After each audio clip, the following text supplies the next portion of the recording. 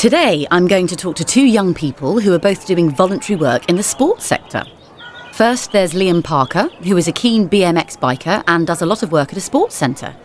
And then there's Debbie Sanford, who has volunteered to help with many different sports and who now has a paid job with a sports organisation. So, Liam, tell us a bit about the place you work. It sounds really interesting. Yes, it's really cool. Basically, it's a huge space where lots of sports and cultural events take place. It used to be a shipbuilding hangar, but the company went bust years ago. The building was taken over and completely renovated and repurposed about 5 years ago. Now we have facilities for all kinds of urban sports like skateboarding, breakdancing, parkour, kick scooter. Well, hang on a moment. Can you explain the last two? A kick scooter is just a normal scooter with a handlebar, deck and wheels. But now we have stunt scooters and special ones for racing. And parkour has been around for a while now. It's a way of moving around an urban environment. It developed from military training. It involves climbing, running, vaulting, jumping, swinging, and stuff like that.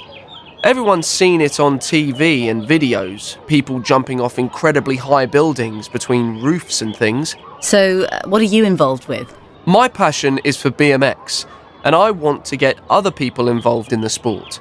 But I do all kinds of things at the centre. I make sure the bikes and scooters meet safety standards.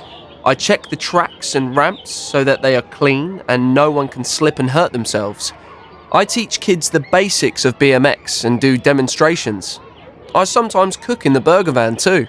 Right, so you've learnt a lot of skills? Yeah. At first I was a bit nervous about speaking to groups, but now I have no problem giving safety inductions to people.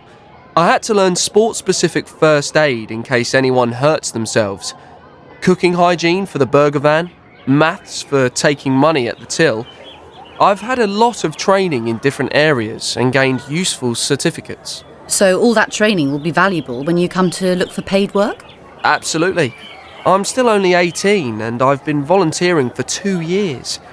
I'd like to stay in this sector and find full-time paid work, so obviously all my experience and skills will help a lot. Thank you, Liam. And now our other guest has made that jump from voluntary work to paid work. Debbie, you've been involved in many different sports in your 22 years, haven't you? Yes, quite a few. I started off playing football at county level and then got into coaching. I reckoned that I wouldn't have been able to play football without the help of volunteers, so when I had the chance to help other people, I did.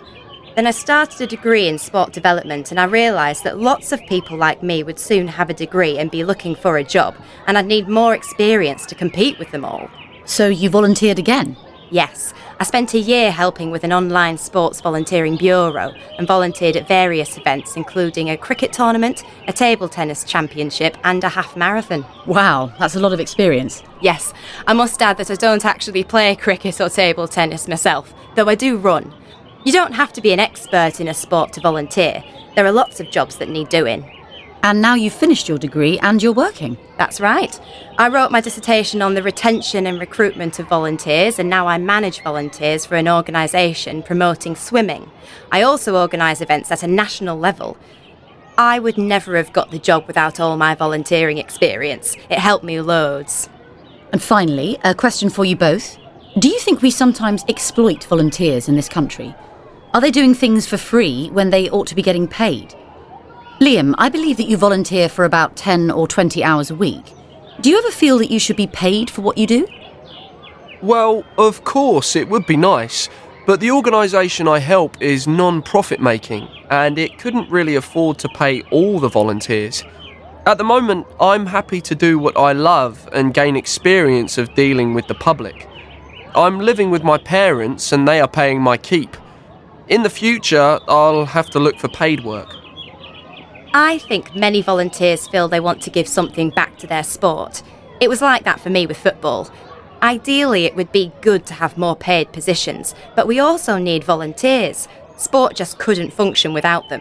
It is really important to give people recognition for what they do, though. Thanks very much for sharing your experiences. And now we're going to move on to...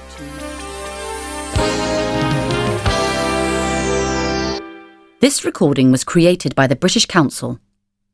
To find more English language learning material for teenagers, please visit www.britishcouncil.org/learnenglishTeens.